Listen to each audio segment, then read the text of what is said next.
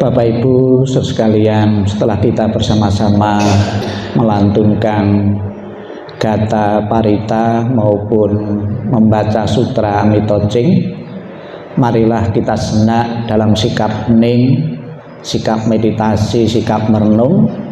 Kita akan bersama-sama mendengarkan penjelasan Sang Buddha tentang tujuan dan manfaat memberi doa, tujuan dan manfaat memberi persembahan kepada leluhur-leluhur yang telah tiada.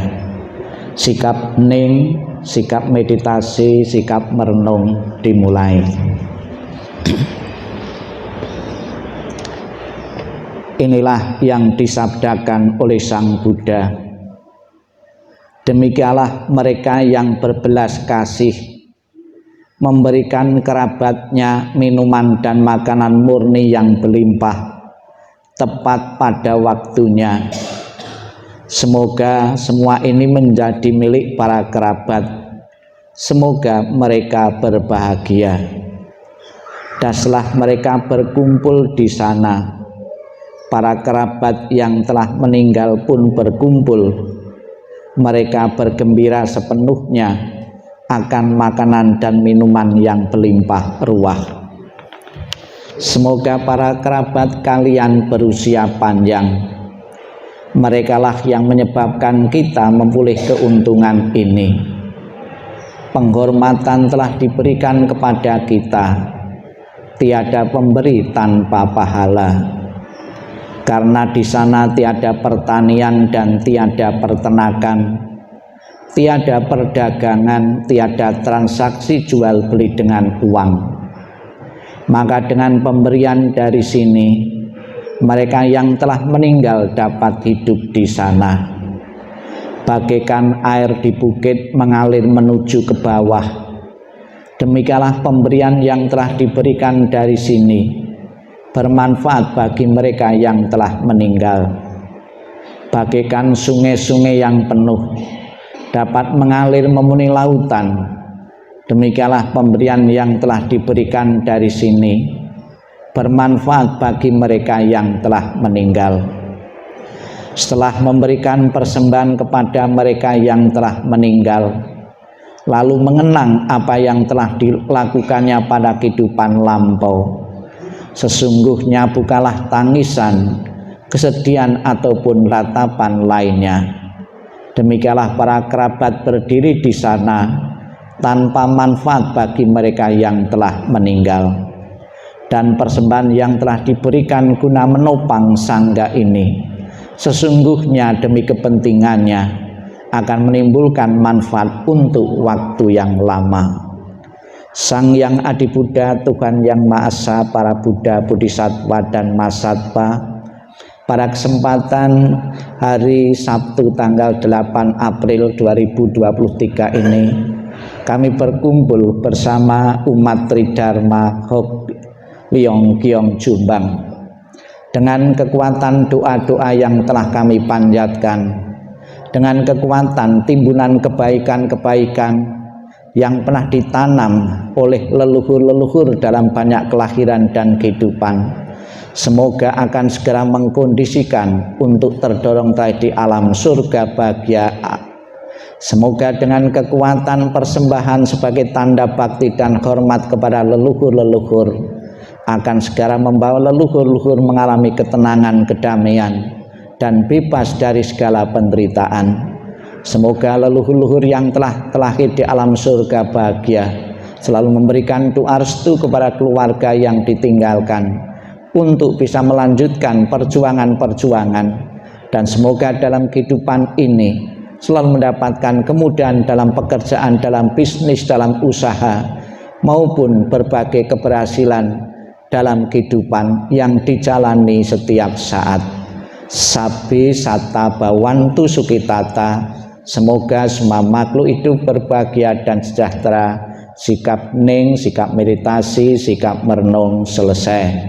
Sadu, sadu, sadu. Terimalah salam di dalam Dharma. Namo Sang Yang Adi Buddhaya, Namo Buddhaya. Yang saya hormati segenap pengurus ya tempat ibadah Tridharma di Jombang ini, segenap umat Buddha, para simpatisan yang berkenan hadir dalam pelaksanaan Cengbing pada hari ini. Bapak Ibu sekalian, acara Cengbing sebetulnya puncaknya itu tanggal 5 April. Ada yang mengatakan puncaknya, namun ada juga yang mengatakan masih bisa dilakukan 10 hari ke depan lagi. Nah, di saat Cengbing ini pada mulanya di wihara-wihara itu tidak mengadakan pada mulanya. Akhir-akhir ini saya banyak wihara-wihara yang melakukan dengan istilah-istilah yang berbeda, namun esensinya acaranya sama. Ada di tempat lain itu mengatakan Patidana dan Cengbing atau Patidana Cengbing, mungkin itu menggunakan bahasa Pali ya. Bahasa mudahnya Patidana, mungkin kalau dimaknai secara bodoh ya bodon, pati mungkin dimaknai mati, dana itu memberi kepada orang yang mati ya, memberi persembahan kepada orang yang mati. Apa bedanya memberi kepada orang mati dan memberi kepada orang yang hidup?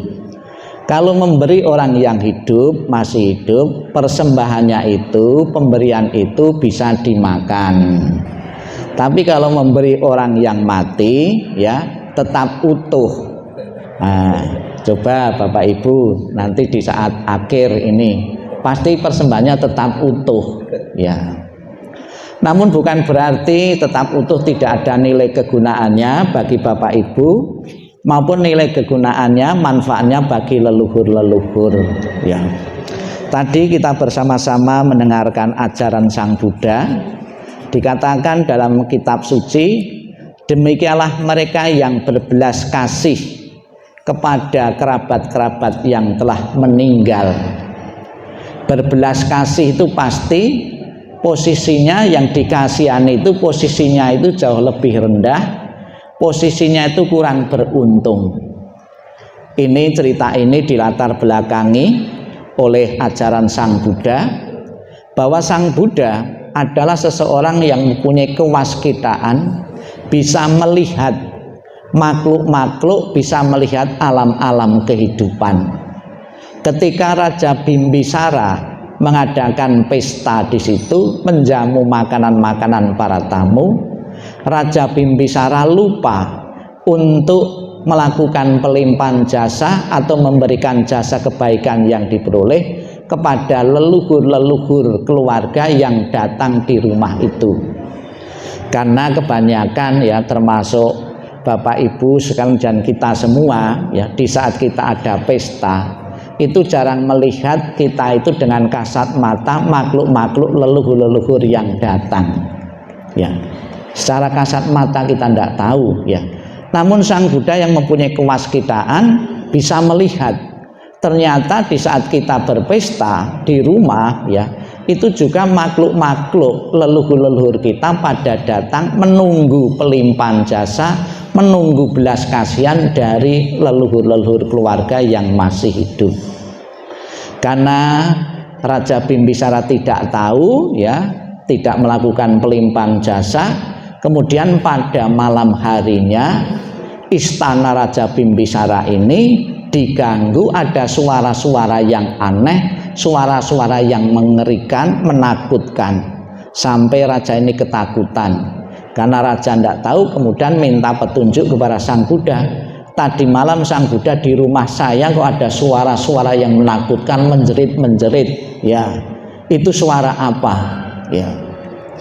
Nah, Sang Buddha dengan kewaskitaannya, oh itu leluhur-leluhurmu dalam banyak kelahiran-kelahiran yang lalu yang terlahir di alam peta ya, minta pelimpahan jasa. Kemudian mengadakan acara lagi, kemudian jasa kebajikan yang dipilih Raja Bimbisara dilimpahkan kepada leluhur-leluhurnya. Sejak mengadakan pelimpahan jasa kepada leluhur, Raja Bimbisara istananya menjadi tenang dan damai ya. Bapak Ibu sekalian yang saya hormati, mengenang ya leluhur-leluhur yang telah tiada, baik itu dengan persembahan maupun tidak, itu sudah kita kenal di masyarakat Indonesia sejak dahulu. Bahkan ada satu keyakinan di salah satu suku, ya, ada seorang yang pergi ke sebuah hutan. Di hutan dia ketemu melihat kerangka-kerangka manusia. Kemudian dia timbul kasihan sekali kerangka manusia ini. Ya, kemudian dia secara spontan melepas bajunya, kemudian diwadahi di baju tadi, kemudian diperlakukan layaknya sebagai manusia. Sejak melakukan perawatan atau menolong kerangka-kerangka manusia ini, usahanya, pekerjaannya berjalan lancar, keluarganya juga harmonis. Kemudian dia cerita dengan tetangganya cerita, kemudian antara mulut dia cerita-cerita, oh, merawat orang yang telah meninggal, memelihara orang yang telah meninggal, merawat orang yang leluhur yang telah tiada, itu membawa keberkahan.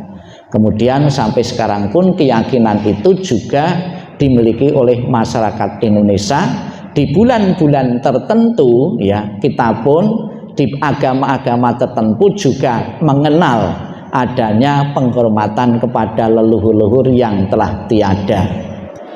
Kemudian kita juga bisa melihat juga saudara-saudara kita yang muslim, di saat mau puasa itu bulan Ruwah. Di saat bulan Ruwah mereka banyak juga yang membeli bunga, kemudian pergi ke kuburan, memberi hormat, mendoakan.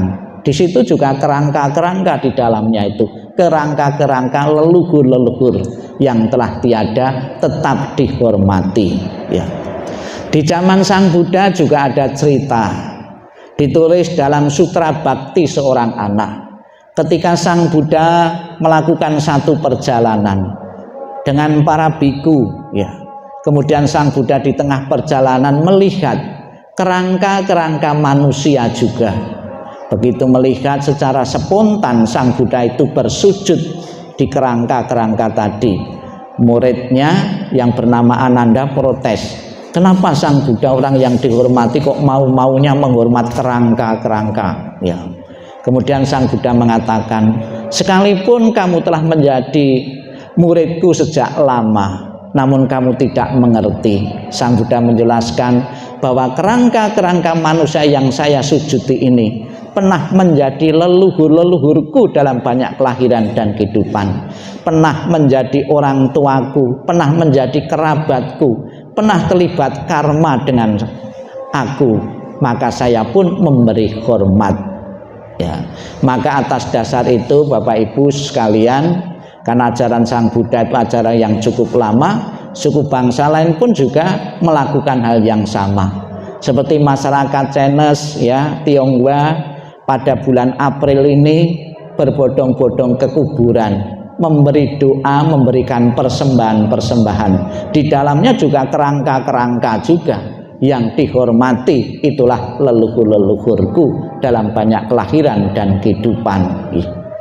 Kemarin pas hari libur kemarin itu saya ada pemakaman di luar kota, ya, itu juga banyak, padat sekali, ya, kuburan itu, ya, macet di dalam kuburan karena banyaknya orang yang berbondong-bondong untuk memberi penghormatan di pusaran, di makam orang tuanya atau leluhur yang telah tiada. Orang yang mempunyai rasa bakti yang tinggi, tidak eman terhadap materi yang dikeluarkan. Bisa kita lihat kalau Bapak Ibu melihat orang Medan di saat Cengbing, mereka harus pergi ke Medan. Tahu juga pesawat itu, ini di saat Cengbing banyak orang pergi ke sana, tiketnya dimahalkan, ya. Sekalipun dengan biaya yang cukup tinggi, jarak juga jauh, tetap mereka mau berkunjung ke pusaran orang tuanya yang telah tiada. Di samping berkunjung untuk mendoakan orang tua yang telah tiada, ya, pusaran tadi, makam itu sebagai suatu tempat silaturahmi antar keluarga yang jauh, yang jarang kumpul, ya, bisa berkumpul di situ. mungkin ya mengenalnya adiknya, kakaknya. Kalau ponakan-ponakan kan jarang kumpul, kan tidak tahu. Dengan ada cembeng itu mereka kumpul bersama, mempererat tali persaudaraan di antara mereka. Kemudian bisa juga di saat kumpul itu membawa makanan-makanan kesukaan orang tuanya, ya. Tapi ya tentunya bukan orang tuanya yang telah meninggal, terutama kesukaan yang bawa juga, ya. Itu dimakan bersama-sama di situ di saat cembeng itu. Jadi di samping cembeng itu berguna bermanfaat bagi leluhur yang telah tiada, juga berguna mempunyai nilai sosial. Kita mengakrabkan tali persaudaraan di antara saudara dan keturunan leluhur-leluhur yang telah tiada. Semangat yang sama Bapak Ibu sekalian, di kelenteng ini pun pengurus memfasilitasi Bapak Ibu. Sekiranya Bapak Ibu tidak bisa pergi keluar kota, Bapak Ibu bisa ikut sembahyang di sini, mendoakan leluhur-leluhur. Sekiranya leluhur-leluhur ada yang berada di alam penderitaan, itu bisa terangkatlah di alam yang bahagia. Dan juga Bapak Ibu tidak perlu takut ada omongan leluhur-leluhur telah di alam setan, ya. Wah, itu umat Buddha kalau mati nanti lahirnya jadi setan, ya gitu. Tidak selamanya seperti itu. Memang diceritakan di dalam agama Buddha, makhluk yang bisa menerima pelimpahan jasa adalah makhluk para jatuh jiwika peta. Jadi seandainya leluhur kita terlahir di alam makhluk peta ini, maka kesempatan bagi keluarga untuk menolongnya, karena bisa menerima pelimpahan jasa, menerima persembahan dari yang dikirimi yang masih hidup ini, dan juga bisa menerima kebaikan-kebaikan dari yang masih hidup. Apabila ya misalnya saja saya sudah setiap tahun ikut cembeng, ikut ulambana. Bagaimana kalau leluhurku sudah telah di alam bahagia, alam surga? Apakah ada gunanya? Tetap ada gunanya. Istilah leluhur-leluhur itu bukan satu tingkat ya di atas kita, 2 tingkat di atas kita, sebanyak 7 keturunan. Pasti di antara 7 keturunan itu ada yang telah di alam penderitaan. Sekalipun tidak ada yang telah di alam penderitaan, kebaikan yang kita lakukan tetap ada gunanya. Ya, makhluk-makhluk yang memerlukan pelimpahan-pelimpahan jasa banyak di alam-alam penderitaan. Jadi Bapak Ibu sekalian, tidak pernah ada yang sia-sia kebajikan yang kita lakukan ini. Dan pada kesempatan ini juga Bapak Ibu akan melakukan fangsen. Fangsen mempunyai nilai kebajikan yang besar sekali. Ya, biasanya orang itu berpikir ketika melihat ikan, ketika melihat binatang atau hewan yang gemuk-gemuk, kan dalam bahasa Jawanya itu kemecer, mau menikmati. Tapi pola pikir umat Buddha berbalik, ya. Sekalipun itu layak dikonsumsi, ketika kita melihat ada makhluk-makhluk yang terperangkap, mau dibunuh, terancam jiwanya, justru kita berpikir untuk melepaskan. Ya mungkin kalau kita ya nilai dibanding dengan yang lain, kita dianggap orang bodoh, ya. Protein tinggi kok dilepas, ya. Ikan, ya, burung dan lain sebagainya. Kenapa mempunyai nilai kebajikan yang tinggi? Kalau kita manusia mempunyai apa-apa, mempunyai rumah, mempunyai harta materi dan sebagainya, satu-satunya yang berharga bagi hewan dan binatang itu nyawanya. Ya, yang berharga itu nyawanya. Kalau kita ambil begitu saja, alangkah menderitanya dan marahnya mereka. Maka sebagai wujud welas asih dan cinta kasih, kita melepas dengan fangsen kebajikan Bapak Ibu luar biasa. Kebajikan yang dilakukan Bapak Ibu itu bisa dilimpahkan untuk leluhur-leluhur yang telah tiada. Namun juga perlu saya jelaskan Bapak Ibu, sekalipun memakai kata istilah pelimpahan jasa, seolah-olah kan ada sesuatu yang berpindah, ya. Di dunia pengadilan, berkas-berkasnya sudah dilimpahkan, sudah dipindah tanahkan. Dalam istilah pelimpahan jasa ini, Bapak Ibu kebaikannya tidak berkurang, ya. Justru dengan sering melakukan pelimpahan-pelimpahan jasa, kebaikan Bapak Ibu bertambah. Namun juga kebaikan makhluk yang kita limpahi bukan ditambah juga, tidak demikian. Apa maknanya pelimpahan jasa? Makna pelimpahan jasa adalah kita memberi simpatik untuk mengkondisikan orang yang disimpati itu mempunyai perasaan bahagia. Leluhur-leluhur di alam sana tahu bahwa Bapak Ibu hari ini berkumpul di kelenteng ini, di Jombang ini, melakukan doa, memberi simpati kepada leluhur-leluhur. Oh, saya disimpatiki, saya diingat oleh keluargaku yang masih hidup, saya bahagia. Oh, keluargaku saat ini melakukan kebaikan melalui function, membaca sutra. Kebaikan ini akan membentuk kondisi bahagia juga leluhur-leluhur yang telah tiada. Mengkondisikan leluhur itu mempunyai perasaan bahagia. Perasaan bahagia inilah yang akan mendukung salah satu faktor untuk terlahirnya di alam bahagia. Tapi sebaliknya kalau leluhur-leluhur ya itu melihat kita yang masih hidup, keturunannya di dunia ini berbuat jahat, melakukan kejahatan-kejahatan, juga akan mengkondisikan leluhur-leluhur itu masuk di alam neraka.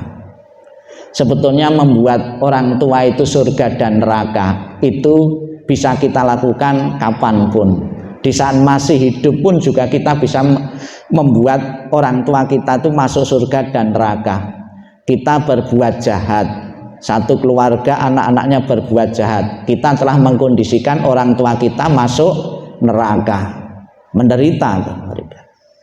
Kalau anak-anak berbuat baik, alim semua, kita telah mengkondisikan orang tua kita masuk surga, mereka bahagia. Jadi Bapak Ibu sekalian, pelimpahan jasa ini adalah maknanya kita memberi simpatik agar orang yang disimpatiki, arwah yang disimpatiki mempunyai kondisi bahagia. Dengan kondisi bahagia yang dimiliki akan mendorong terlahir di alam bahagia. Semoga dengan terlaksananya acara Cengbing pada tahun ini, Bapak Ibu sebagai ahli waris dari leluhur yang telah tiada merasa puas dan lega, karena pada kesempatan ini mempunyai kesempatan yang baik untuk menyatakan bakti dan hormat kepada leluhur-leluhur yang telah tiada. Namun demikian ada jauh yang lebih berharga. Di samping kita mempersembahkan persembahan sajian makanan atau sarana yang lain, ada yang lebih esensi dari pelimpahan jasa itu, yaitu menjaga nama baik keluarga, menjunjung tinggi nilai-nilai kemoralan, nilai-nilai kebaikan. Itulah yang akan mengkondisikan leluhur itu bisa menikmati alam bahagia. Sadu, sadu, sadu.